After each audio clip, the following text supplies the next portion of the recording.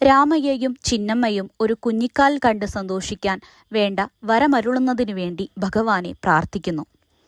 അഭിഷ്ടവരദനായ ചിദംബരേശ്വരന്റെ കൃപ കൊണ്ട് അവർക്ക് സഭാപതി, പരശുരാമൻ, സുന്ദരം, ഉണ്ണാമൂല എന്നീ 4 കുഞ്ഞുങ്ങൾ ജനിച്ചു.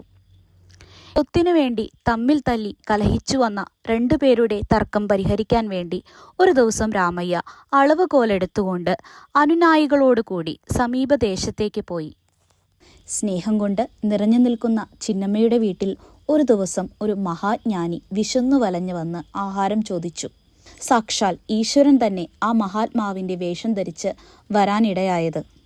ആഗതനായ അതിഥിയെ യഥോചിതം ഉപചരിച്ച് ഉപവിഷ്ടനാക്കി ആഹാരം നൽകി.